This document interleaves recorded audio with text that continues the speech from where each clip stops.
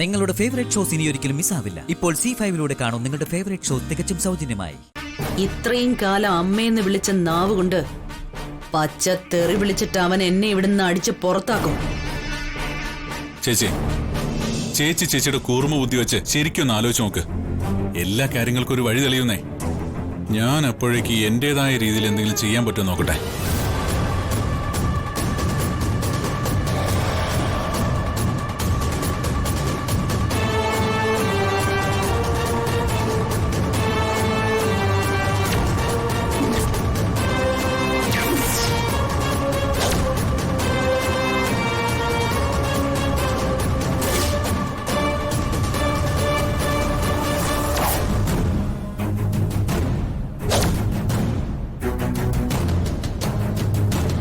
Jasmine, നിനക്കെന്താ പറഞ്ഞിട്ട് മനസ്സിലാവാത്തത്?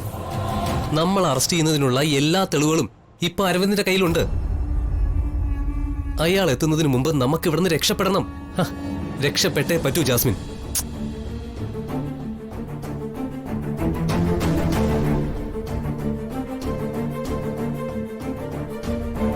വിശാലിന്റെ സ്വത്ത് മോഹിച്ച് വന്നിട്ട് കിട്ടുന്നത് ഗോതമ്പുണ്ടാവരുത്. നിന്റെ ഈ കയ്യിൽ വിലങ്ങ് വീണത് കൊണ്ടൊന്നും ആ പാർവതി ഒന്നും അവസാനിപ്പിക്കാൻ പോകുന്നില്ല. നിന്നെ ഇവിടെ നിന്ന് അടിച്ചിറക്കുകയും ചെയ്യും. പിന്നെ സംഭവിക്കാൻ പോകുന്നത് മറ്റൊന്നായിരിക്കും. പാർവതി കൈവച്ച ഗാർഗയും രാധികയും എല്ലാം പിന്നെ കൈവച്ചു തുടങ്ങും. നിന്നെ ഏറ്റവും കൂടുതൽ ശിക്ഷിക്കാൻ പോകുന്നത് ആരാണെന്നറിയോ? സുശീലാന്റിയാ. സുശീലാന്റി ഇത്രയും കാലം നിന്റെ കൂടെ നിന്നതേ പാർവതി വിശാലിന് ചേർന്ന ഭാര്യയല്ല എന്നുള്ള ഒരു ഒറ്റ കാരണം കൊണ്ടാ. അല്ലാതെ നിന്നോടുള്ള ഇഷ്ടം കൊണ്ടല്ല, വിശാലിനോടുള്ള ഇഷ്ടം കൊണ്ടാണ് നിന്നേ എന്ന് അർത്ഥം. വിശാലിനെ നീ കൊല്ലാൻ നോക്കിയത് അവരറിഞ്ഞാലേ പാർവതിയും ഗാർഗിയും ചെയ്യുന്നത് പോലെ നിന്നെ തല്ലുകയല്ല ആന്റി ചെയ്യുന്നത്, കൊല്ലും. കൊന്ന് കത്തിച്ചു കളയും. അതുകൊണ്ടാ പറയുന്നത്, അരവിന്ദൻ ഇവിടെ എത്തുന്നതിന് മുമ്പ് നമുക്ക് ഇവിടുന്ന് മുങ്ങണം. നമ്മൾ എങ്ങോട്ട് പോവും? അതൊക്കെ നമുക്ക് പിന്നീട് ആലോചിക്കാം. ആദ്യം നീ എടുക്കാനുള്ളതൊക്കെ എടുത്തോണ്ട് എന്റെ കൂടെ വന്നേ. നമ്മൾ എവിടെ പോയാലും അയാൾ അവിടെ എത്തും. കൊലപാതക ശ്രമമോ നമ്മുടെ പേരിലുള്ള കുറ്റം. ശ്രമം മാത്രമല്ല, കൊലപാതകവും. ഇതൊരു ചെറിയ കേസല്ല. പ്രതികളെ മുങ്ങി അതുകൊണ്ട് ഈ കേസ് അവസാനിപ്പിക്കാന്നൊക്കെ പോലീസ് പറയൂ. അക്ഷരാർത്ഥത്തിൽ നമ്മൾ കുടുങ്ങിയിരിക്കുക. അതുകൊണ്ട് നമ്മൾ പിടികൊടുക്കണമെന്നാണോ? പിടികൊടുക്കാനോ?